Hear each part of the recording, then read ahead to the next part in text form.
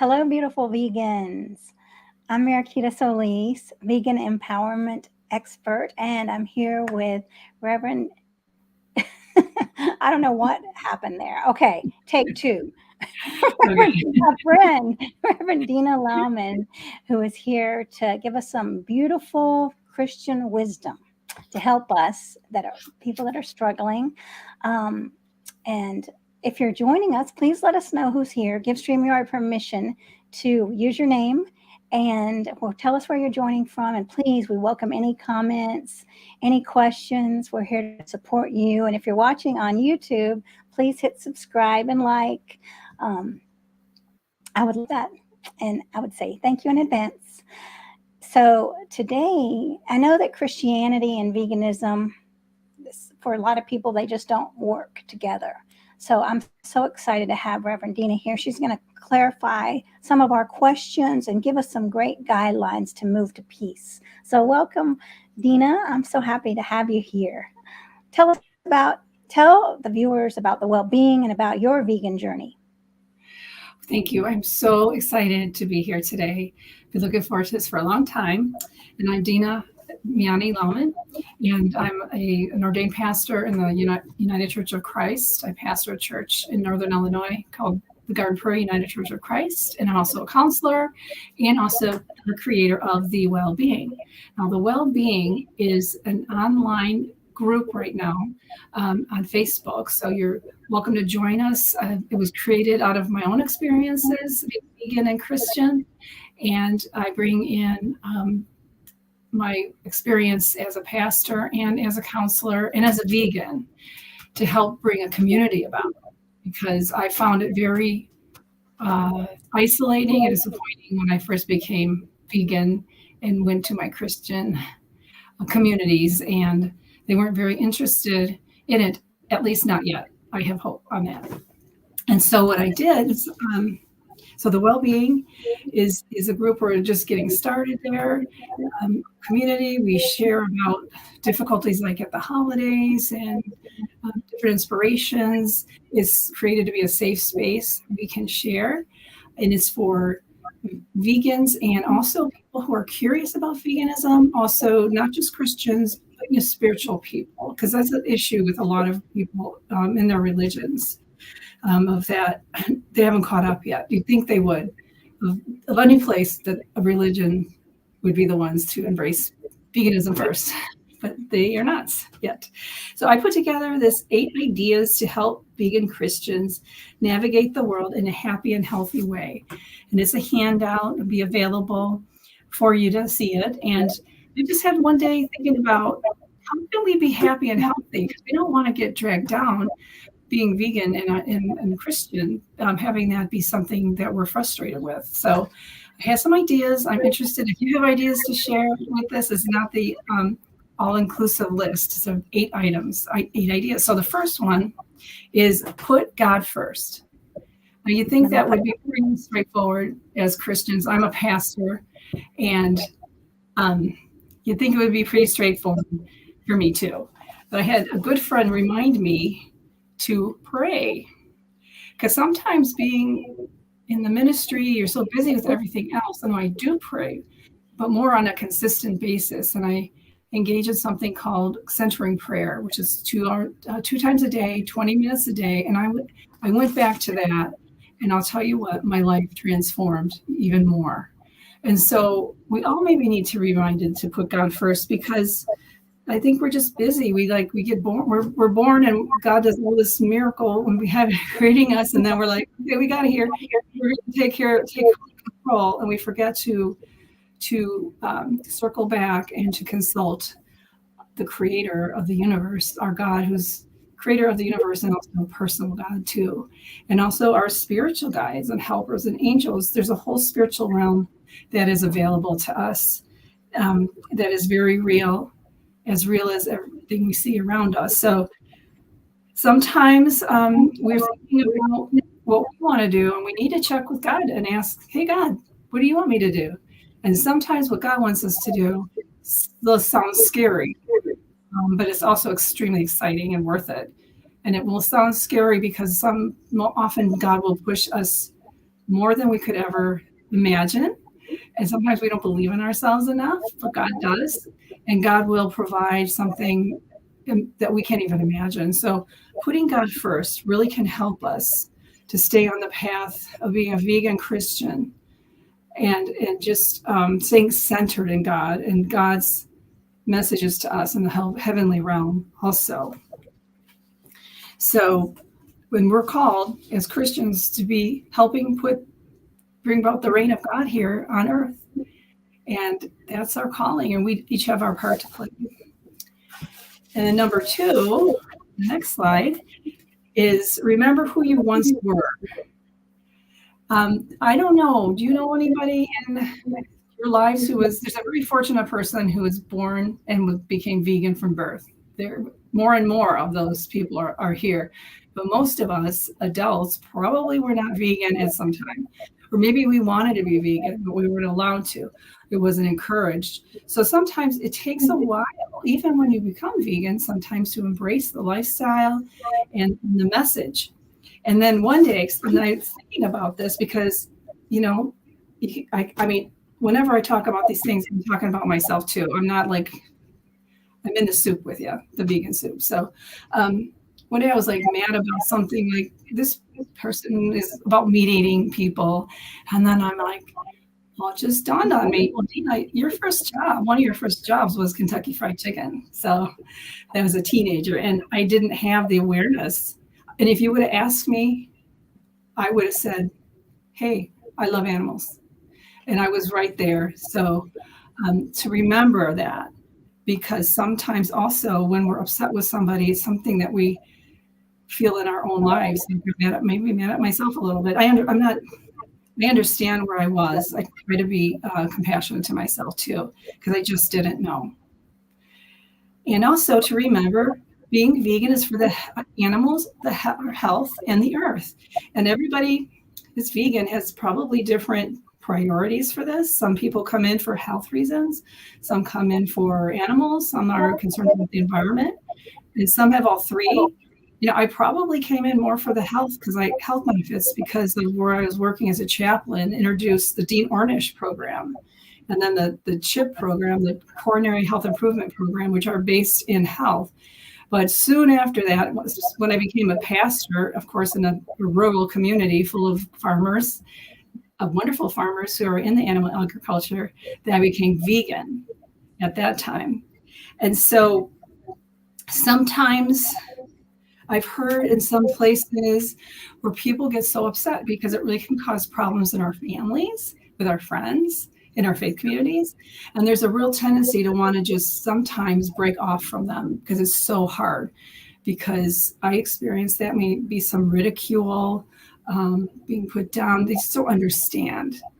And so to the extent that we can, unless it's truly toxic, you've decided for yourselves on that one, that we can stay connected, because the more connected we can stay, the more we have a chance to change minds.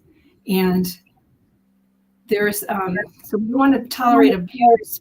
We want to make sure that we ask ourselves, what am I about to say or do is going to help or hurt the animals? Sometimes in the moment, you want to be angry and say something that might not be helpful for the animals in the long run.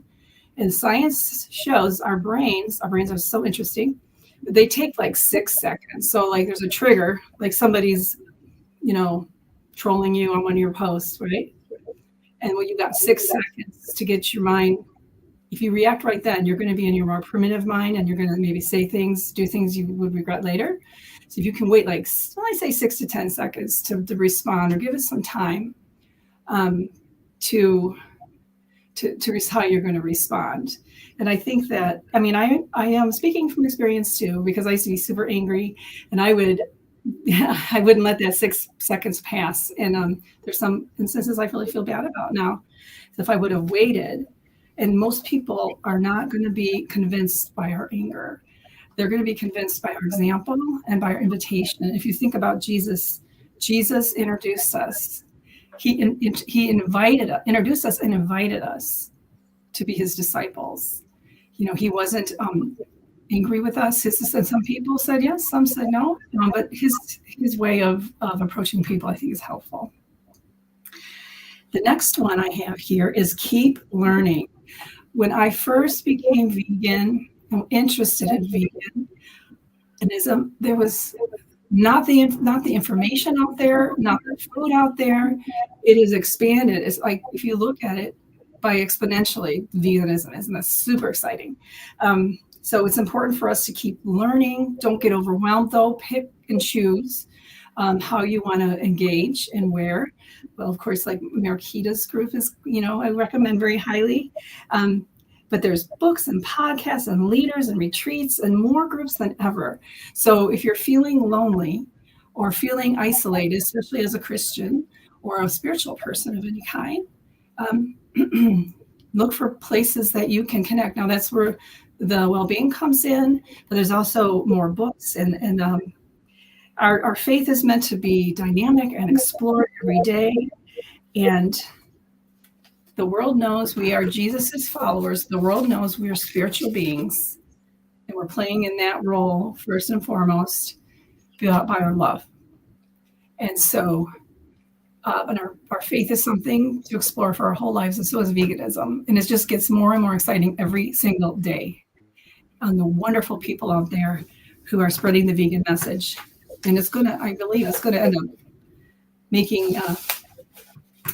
Cover. I think we're going to have a vegan world one day. I believe that someday soon. And so I've got, there's different,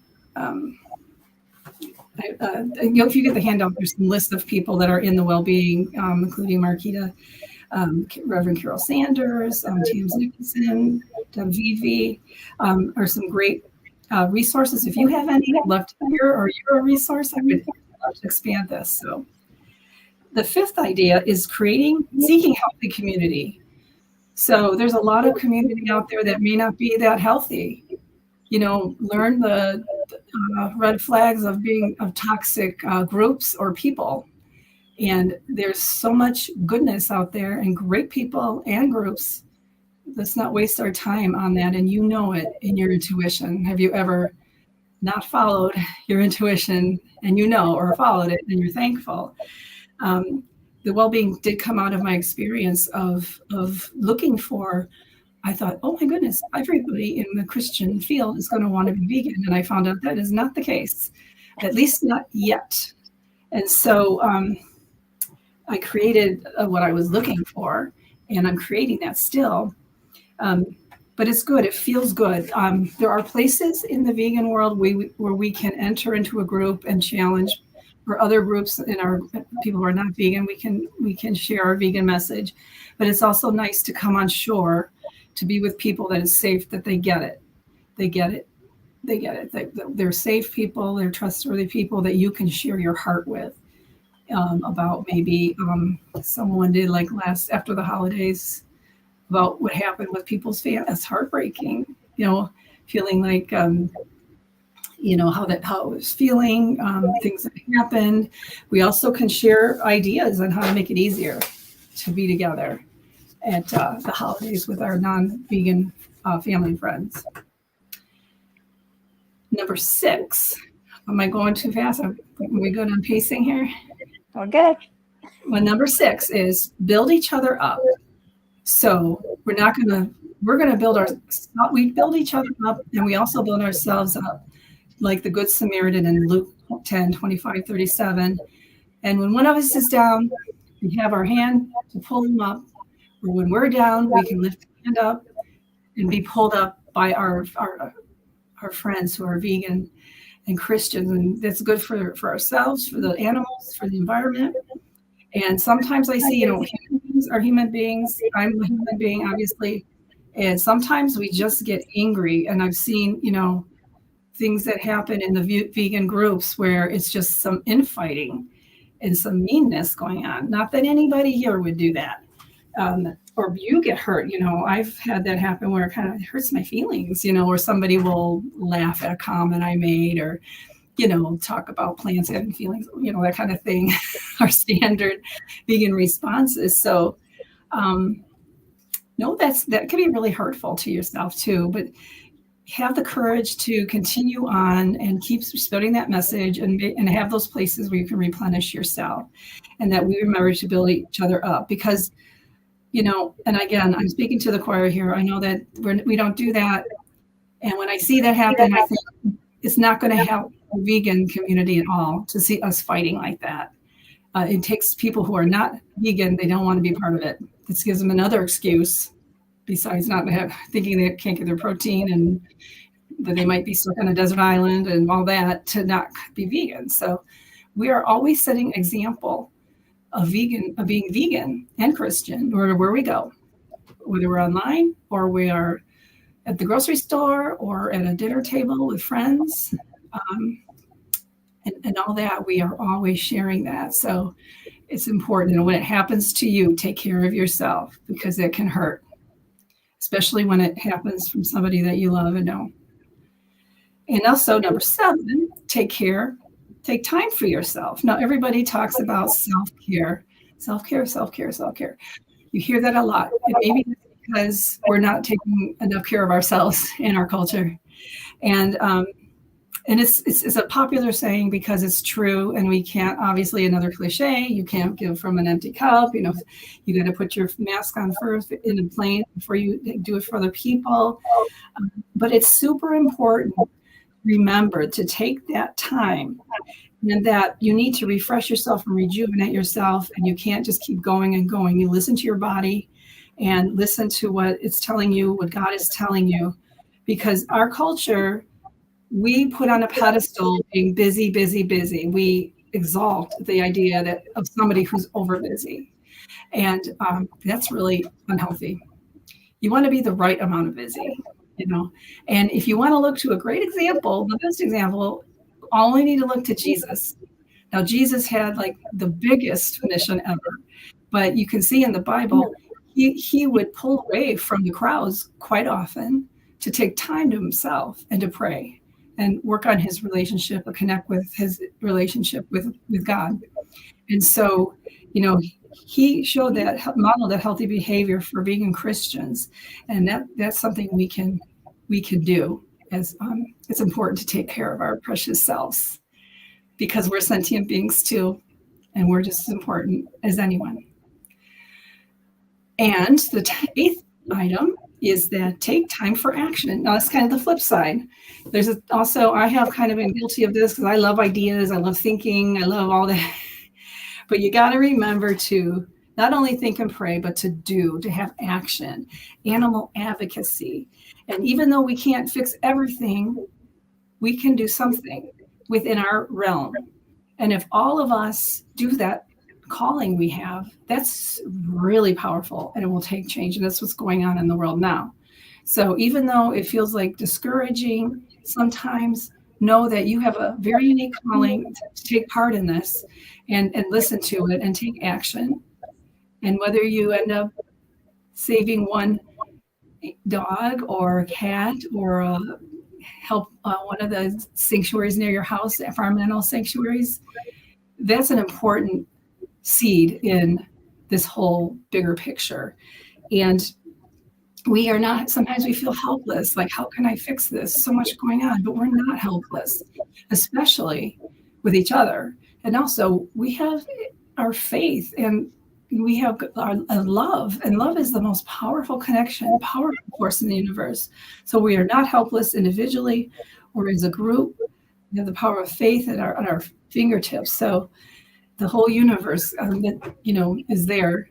And so we need to be discerning about the actions that we want to take to not only to rest up and rejuvenate, but also to take on that animal advocacy to heart.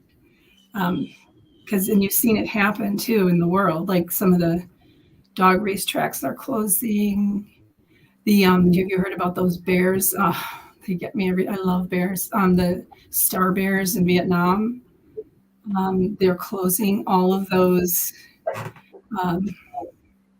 farms they were holding those bears in.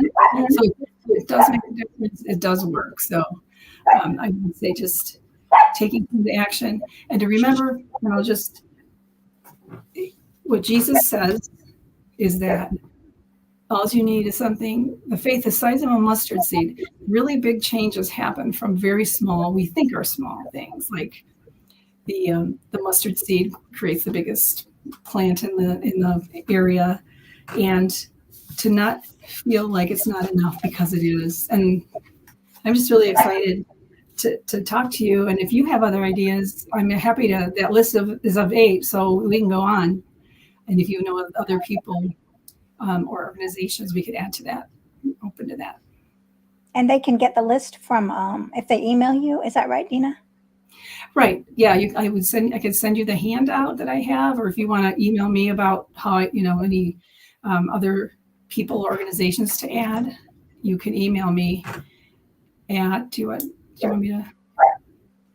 I don't know if you can put it up there, but let me try to do it. Let me see what I might even put the band. What's the email? It's the well-being, all one word, 269 at gmail.com. Okay.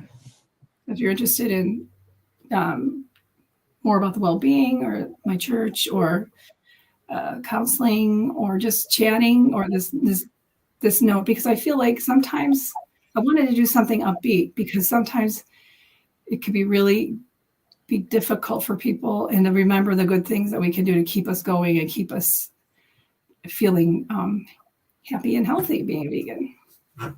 Right. And we got a lot of comments, but I want to say something, because you reminded me about the Tower of Babel. And I think the power is when we come together, right? And all this fighting, just like in the Tower of Babel, and how people couldn't get anything done. And if just think about all the vegans that are fighting each other, if they took that energy and really united, and how much more we could get done. It's true. I mean, it's important to step away from the fighting, right? If someone's attacking, then just to let it go, right? Yeah. What does Jesus say? I think this is worldwide. Obviously, this is a worldwide force, thank goodness. But Jesus says, but he also, if you read Walter Wings, he says, he's going to say, when he told his disciples, he sent them out and said, spread the good news. And if you get to a town that doesn't listen to you, he's like, just walk out, shake the dust from your sandals, and you keep going. Because there's so many people who are going to be, you want to spread the seeds with people who aren't interested yet, but then also make sure we get to the people who are more interested. And but the seeds gets like the seeds of the sower, and that other lots of parables here. Some of them are, you spread those seeds of veganism, and some are going to take root and some aren't. And yeah, it's like when you see that, people are people, whether they're vegan or not. It doesn't give us some like special like sainthood or anything. Like, we're still people, and we're going to be taking that peopleness into veganism. People are wonderful. They're beautiful. And they also have lots of issues, a lot of them psychological issues, prior traumas, all kinds of things that are at play in how they navigate the world. And some people are just so, I think there might be, and I have to read the book on that, like how there's a developmental stages for kids and faith. There must be some kind of a development state, like people go through certain things as vegans, like maybe shock and then disappointment and anger, and then maybe as people mellow out a little bit. And I'd love to be more, I guess, angry in a way, but I just feel like it doesn't help to be like. I'm looking at what Mario's saying. Let us become the humane watchers of all forms of life. Yes. And, yes. Amen. Yeah. Amen. Amen. Yes. Do not stress when towns don't listen to your kindness in time. That's so true, right? And then not to take it personally. So, yeah. And then we have Kenneth over here, who's saying that he's a vegan from Sundu, Kenya, also a pastor and spreading the gospel to Christians in smaller congregations. Yep. Congregations, right? So yeah, thank you all for joining us here. There's so many good comments, but let us know if you have any questions. I do have some questions. Okay.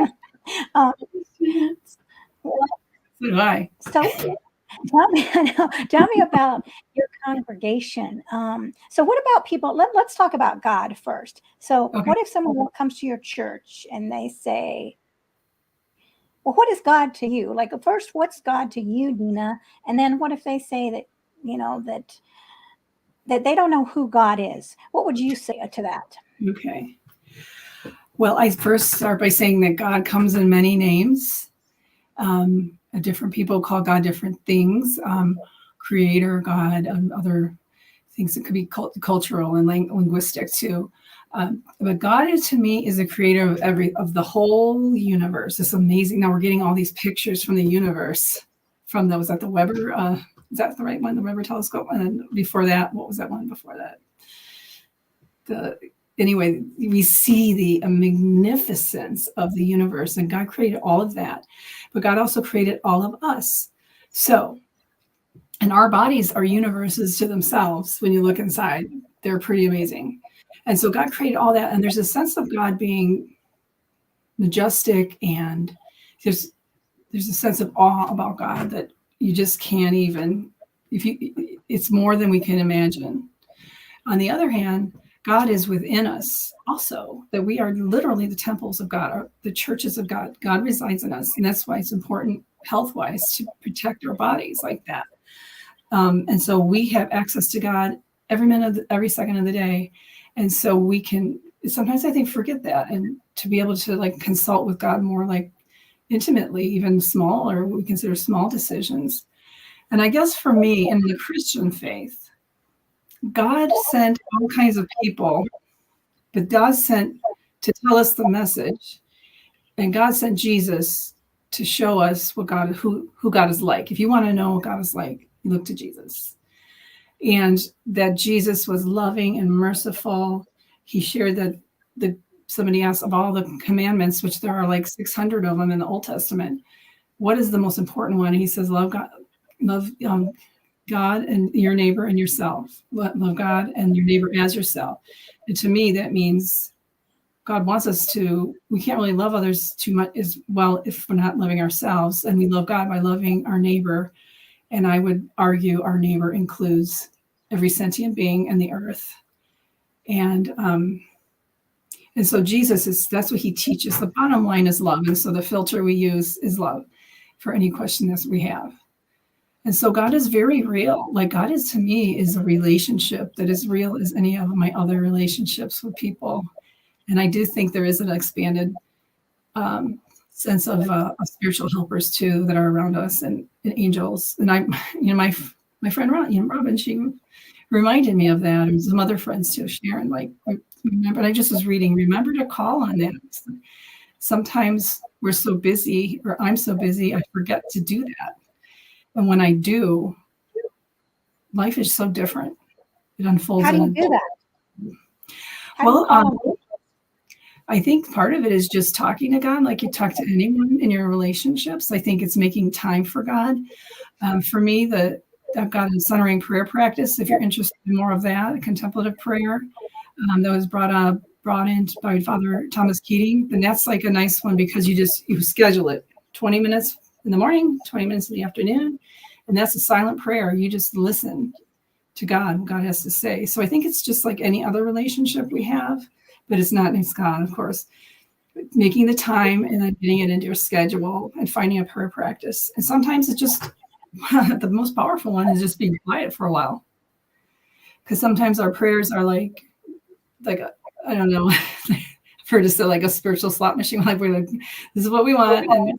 And which, that's okay to ask for what we want. There's also that powerfulness of that silent prayer because God can talk to us in the silence. That's God's first language I've heard, is silence. I think Thomas Keating said that. That's beautiful. Yeah. Well, let me show you this because a lot of people say this a lot, this comment. Okay. What would you say to people who have a hard time believing in God because of how horrible many Christians are towards animals, not to mention the hell this world is for animals? I hear a lot that if God exists, he must be horrible for creating this hell for animals. That is a great question. very great question.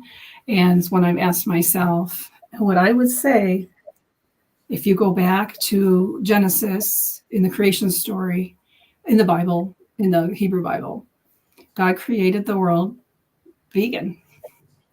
All the food was all plant-based, all the animals came to be. God called everything good, and it was a vegan world. And it wasn't until the fall, and however we understand that, that the idea of eating meat came in as a compensation. And so my thought is, with these, God also gave us free will. So if God wouldn't give us free will, we wouldn't really have a world. Can you imagine your life not having free will? And unfortunately, we share the planet with people who may be not as evolved spiritually as we are. And I think it's an evolution. I think that is being spiritual. If you can see the divinity in animals and sentient beings on the earth, that's a farther along person along the spiritual journey. But there's people who don't, and they're just not there yet. And they, it's not God doing it, creating. God created a perfect universe. It's the humans who are making those free will choices. And so, so that's and God is on the side of weeping with us. I mean, I said, God, if without the free will, it just wouldn't be the world that we have. And so it's even Jesus said at the cross, the people he was being crucified by, again, the example of Christ, Father, forgive them, for they know not what they're doing, while they were crucifying him. And so, of course, he's, way, he's Jesus. So, but he shows that example. He shows that example. And it just makes us want to do more as much as we can as vegans to get people awake. The Bible talks, Jesus talks a lot about people, if you only have eyes to see and ears to hear. And those people don't have, and I don't understand it either. And I think there's also probably some psychological issues people have that don't have empathy particularly, but I think that God created a beautiful universe, and maybe God would, and we're doing what we can to bring it back to what God wants it to be. Because God cries at everyone. God, every animal that's hurt, every animal that's slaughtered, or there's God crying there too. And that is true. I see that, that God feels pain for that. I mean, that's the kind of God I believe in, right? I mean, I guess, everyone has their own beliefs of God, but the God that I believe in cares about all of us and wants us to do the right thing. And then he takes the souls that have finished here, and then they're, released. And then, like in the Bible says, that he loves every little sparrow, all the animals are important to him, even the tiniest sparrow. So, I mean, that God's waiting for them on the other side. And so, right. And you see God in the animals too. It's not only in humans. Like when I look at animals, I see God in them too. So in a way, these people are hurting the creator too, because I think God is in there. And I remember seeing, have you ever seen there's videos of people who go up to the trucks that the animals are getting ready to be killed, and they come and they give them water, and I'm like, and love. And I thought, those are the people I want to be around, like people like that, people like all of you, that are making a difference, who care like that, because most people probably don't, at least yet. Right.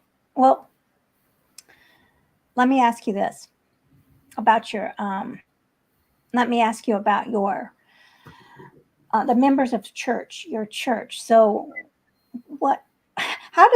what's their response to you being vegan? I know that you said you expected everyone to change, because that this is very Christ-like veganism. And I'm not saying that to say that we're superior, but I'm just saying that it's a very peaceful way of living. And so has anyone come, I mean, are they coming closer to veganism on their path after they've known you? And I'm sure that they are. because just by planting the seeds, this is a new awareness. But can you tell me about some of them and your experiences? Well, this is why I say God has a sense of humor, because I ended up in my church is Northern Illinois in a small country church in the middle of the rural area. And I came in, not vegan. I mean, I always loved animals. I was kind of vegan, but I became vegan being in that church. And so I'm like, oh my goodness, because most of my church, they're not vegan. They're, some of them are a lot of farmers or people involved in the animal agriculture. So I remember one Sunday I realized this was happening for me. And then it was kind of like a confession from the pulpit. I'm like, I'm vegan. And it was a big thing to tell them because I wasn't sure how they were going to react, but I really needed to tell them. And then I was ordained in this church too. And I think I waited a while because I wanted a vegan, food afterward. I wanted, the vegan, my ordination paper is vegan focused. And so it took a while, and it was my therapist told me about, Brené Brown talks about braving the wilderness. And sometimes you have to have that courage to just jump into the arena. So I did. And so it's not only my church, but it's the wider church, because they were like, what is this? Because my paper was vegan, and they'd never seen that before. I call myself a vegan pastor in there, all that quotes from Pythagoras or all kinds of things in there. It was vegan focused. And it took a few months of wrestling with them. And I didn't know that the head of the Cattlemen's Association was on that committee. But it turned out once they approved my paper, he wanted to be the first to sign it. And so we had what's called an ecclesiastical council, was all vegan. Our nation, our food was vegan. And one of the young girls even brought her little toys of horses and all different animals, put them on the table. It was a very big celebration. The whole thing was. My church was great. Now, I would love to be doing that every week with them. And it's been very, very slow. But I'm not, I'm more inviting them. And I think that's what's taking. There's definitely more of an awareness. And I noticed that even apart from my church, when I go to dinner with people, that they don't order, they order like the Beyond Burger around me. And so I think that just stepping into the church, that they know that's what I have going on in my life. And so I want to be more intentional about introducing vegan food to them at our meals. And one of my parishioners is bringing food. She makes sure there's vegan options. And so I would call my congregation curious. They've never been, they've been nothing but loving to me about it. They've been very loving, very accepting, and curious about it. It's just going to take a while, and probably some more good food that I bring in. So I got to do that. Yeah, and that's wonderful that you have the education for, on the nutrition side to help, because, the fact is like that there's all these diseases, the animals are getting us back, right? We're consuming animals, and in our bodies, our bodies are not meant to consume animals. And then we're consuming them so heavily that it's so detrimental to our health. And Right. so you being there is just like a saving grace for when they're ready to say, you know what, it looks like I'm on the way out. And I don't want that. Can you tell me more about veganism? Right. So yeah, you're in the perfect place, right? And just sitting there waiting for like whoever's ready, just like Jesus, Jesus didn't force himself on people. And I love that at the end, of his life, when he did say that, forgive them, Father, for they know not what they're doing. The way that he forgave them. I can't even talk about it without crying, that, on the cross, when that one guy was, the other one of the robbers or whatever was making fun of him, and the other one wasn't, and he was so humble, and so that was enlightenment right at the end of his life, right? And so it's beautiful. We just don't know about someone's journey, right? How did I get to veganism? I used to think people were wacko for it, right? And so I wasn't ready to hear the message then. No matter what someone said, I just wasn't ready. It wasn't until I evolved on my path of life to become open to it So, I mean, that, Mhm. like you pointed out in the beginning, that we all weren't born vegan, and that this is a process.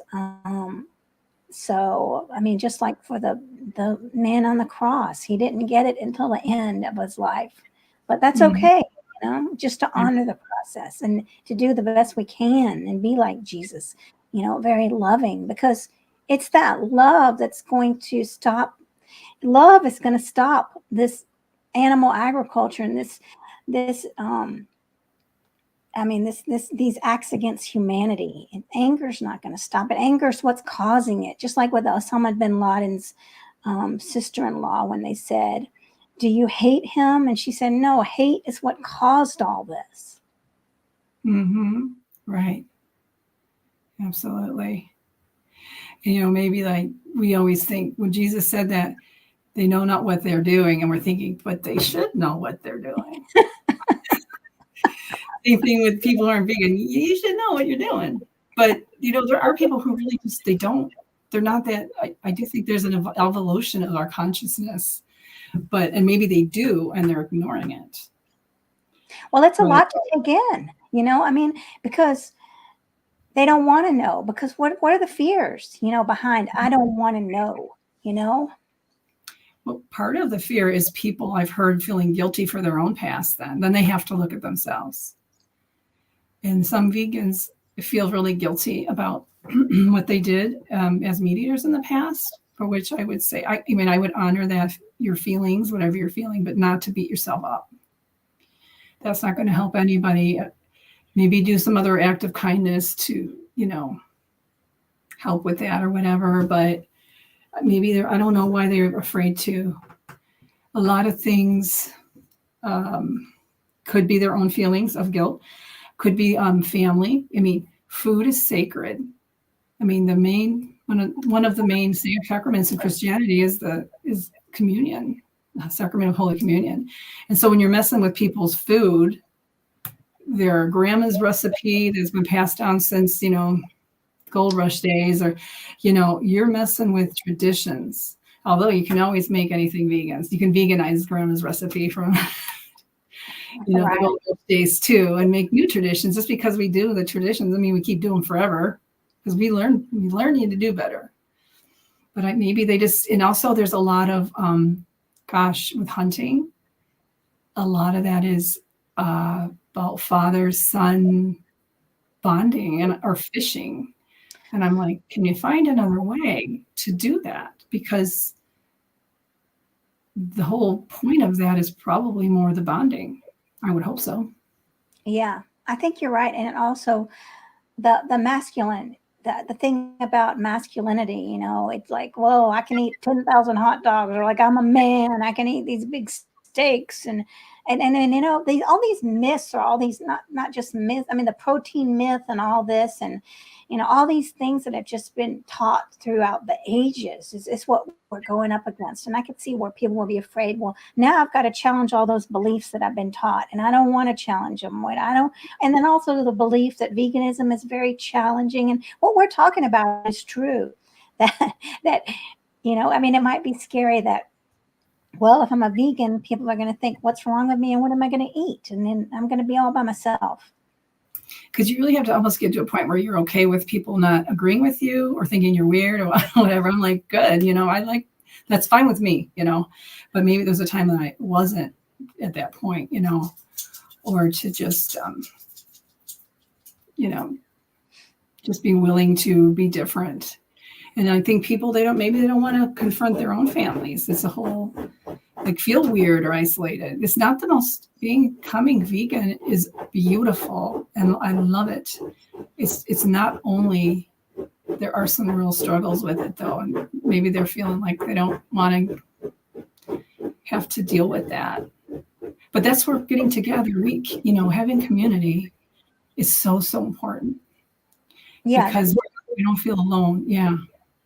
yeah, we don't feel alone. Maybe like, yeah, I mean, maybe our families don't understand, but it's important that we are with other people that do understand, you Right. know.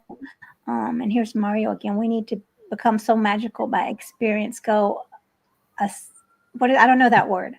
As, Massage. It's aside. Assuage, is that how you pronounce it? our nerves. I love that, Mario. Yeah. Then I, we can, and I love the word magical you use too, because it's magical. Gosh, I the know I world love is magical. It's magical, and the world is full of miracles every single minute. And then we get so much, we got to plug into that. There's maybe it's like a radio.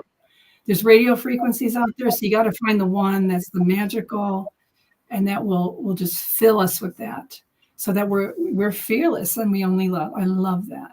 That's beautiful. And he's saying calm our nerves is what Mario said.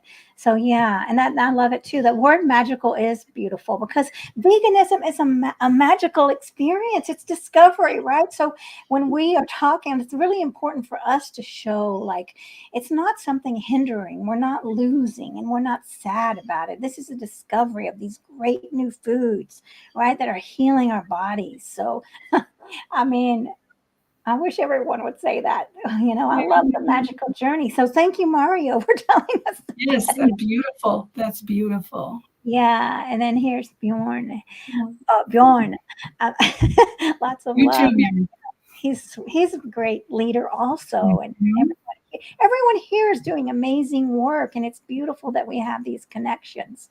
Um, So no matter what people say, and what you're saying is so true. Like when you're standing in confidence, it's easier to be vegan because you don't care what people think about you. I mean, you're grounded in the belief what I'm doing is right for this planet, what I'm doing is right for the animals, and I don't care who makes fun of me, and so that takes loving yourself. That doesn't come just like it doesn't come without confidence, right? So whoever is vegan has reached a certain level of self-awareness and confidence to be able to be vegan. So I mean, congratulate yourself, celebrate yourself. Mm-hmm. Right. And just because you're the one out of 10 people who say, doesn't mean you're wrong just because you're one out of 10 or however many. And that I've learned too. There's a little cartoon about that. There still could be wrong. And you're right about, I mean, I know that I'm right about this. And all I have to do is look into the eyes or look at this beautiful earth or myself, our own selves to know that it is right. And, I look at my dog, in her eyes and that divinity within her, or drive by. I have on my list for this year to hug a cow. I just have this, well, one that with consent, of course, but I want to go and hug a cow. Or, you just have to go and you drive by. Well, it's sad when I see them in the farms, but they're so beautiful. That's all you have to see and say, oh, they deserve the world. And that's what's really magical also about the farm sanctuaries too. The animals there that Yeah. are taken care of and being able to go to one to connect with the animals. And that's what, you're right. When you see that, and I can look at a cow and I can feel love and not feel bad about it or guilty. I just feel sad too, though. And it's like someday, and I think the world is going to become vegan. I have that belief, in the way it's going and the trends that are happening. It's really a solid way to live in our world is truly human beings, is humanity. Because what we're doing is just not right in the factory farms, and it's just wrong. Yeah, we're paying the price for it. I mean, with our health, with the destruction of the earth, with the sadness. You know what I mean? Like when people are eating the animals that are, I mean, in that state of shock and sadness, and you're consuming that and you're sick. I mean, that people are sick from eating that day after day after day. Yeah. I mean, this isn't the way of eating of the earth. This isn't the way, I mean, the natural diet. I love what, now I can't remember his name, was talking about, who did the starch solution. John McDougall was talking about eating, the the I don't remember like like for the food from from the beginning of time, right? Like you're saying in Genesis, this is so important, and everything that you're saying is tremendously impactful. And there was something I was going to say. Well, who knows what it was? There's so many good points here, that you're bringing up, to be the leaders here and to love yourself and nurture yourself and just plant the seeds. And then And we got some beautiful comments, some beautiful more comments. It just feels right deep in the heart. And I love to connect to this feeling and want everyone to experience. Yes, I know it is the feeling when you look into an animal's eyes and you can walk outside and know like you're supporting this beautiful planet. It's Mhm. amazing. And I mean, I know what I was going to say that when I went a couple weeks ago to the factory farm, I mean, not factory farm, what am I saying? That to the sanctuary where the factory farm rescue animals were there. And I was able to be with a cow and stand right next to this giant cow. And he was so beautiful, and I was like, I hope you like me. But no, he did. um, but he was so amazingly powerful and just a quiet strength. And then I was like scratching his back with this rake. And I was Oh, cute. Oh my gosh. And the other one, one was abandoned from a field, as a baby. And he was a big guy too. And the other one was from a slaughterhouse. So it was beautiful to see them and to see the chickens and for me to feed the rooster the figs and the little rooster ran over. And so the we were getting a tour and the lady that was giving us a tour said that he would share that with his hens, because oh, job was to protect her. And so they were all excited for the figs. They knew they came running to the fence, the other chickens, when they saw we were next to the fig tree. So it was right. beautiful. I mean, and to label these animals as inanimate objects is just, it is against divinity. These are divine beings. And yes, you can see God in the animals. And that's what I want to do. When I'm giving my little speech about animals on the Blessing of the Animals Day coming up in November is to share with everyone that these also are representative of a God. It's not just that we are representative of God, that but these also are divine beings. And how have we forgotten that? I want to bring that back up. Let's, bring that back in, that we recognize all living beings are divine, not just us. Who are we to say that, Yeah, and that goes and against God. God doesn't think that it's just us. Um, so, and then I love this right here. Let me write it up here. Write it up. The feminine will achieve it. The masculine is all about survival. Music, drama, poetry, Mhm. dancing. These are all expressions of the feminine. And that's what I say all the time, that the feminine, and I don't remember who said it. Was it, I don't remember if it was Einstein or someone that said, that the feminine energy will be the one that heals, because, it's the discovery and the kindness and the love. And yes, the masculine can set up the ways of doing it. Like, when we go and have an event, we use the masculine energy, but the feminine is the graceful, it's the discovery and the kindness and the love. And that's so important. So, yeah, and another good comment here. We're all equal as souls. I know. Such We great comments. Thank you. I are. love it. I love it too. Yeah. And so um, you have a lot going on, and tell me what you're doing with the what's coming up in your future. Well, I more development of the well-being. I'm working on that more and more to create the community there, and also my church. I see the two together. I think they can nourish each other. My church and learning more about veganism and the well-being connected to my church too. Um, I guess also just recognizing that veganism is a spiritual journey, and a true spiritual journey is going to be vegan. They go together with that. And to remember that, God did say we've misinterpreted dominion over the animals. We are meant to care for the animals, not to hurt them. And so to keep that in mind. So in the immediate, just keep tuned on watch on the well-being. So that's where we're going to be doing most of the work online, and that's an online community, developing that more and working on having more of a regular schedule of encouragement, and also to create the community itself for all of us to share together, because it's not just me with I want to hear from everyone. We all have wisdom. And so that's a place to all of us to share, and a place that we can be safe in sharing our wisdom together.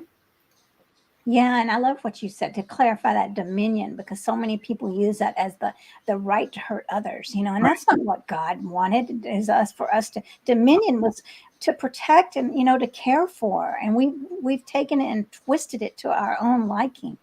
Right. We have, which we do a lot of times happens with the Bible.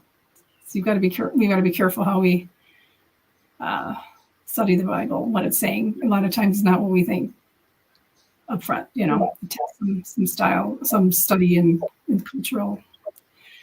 Um, it was creating a culture and all that. So if also with my church, we're just getting going with that. I was on a break for like 3.5 months for my church, so I'm just getting back to that. And my church, they definitely get a vegan message every week. I really watched all of the liturgy, and I watch what I say. It may not be outright vegan, but the message is going to be there. There's not going to be anything in there that is it's not vegan, so that they support that. That's everybody's good with that, and I love it too. So Yeah, I believe it, and that's what I'm going to be doing when I give my little speech. It's going to be everything's going to be woven in there, the veganism aspect of it, without saying vegan, right? right.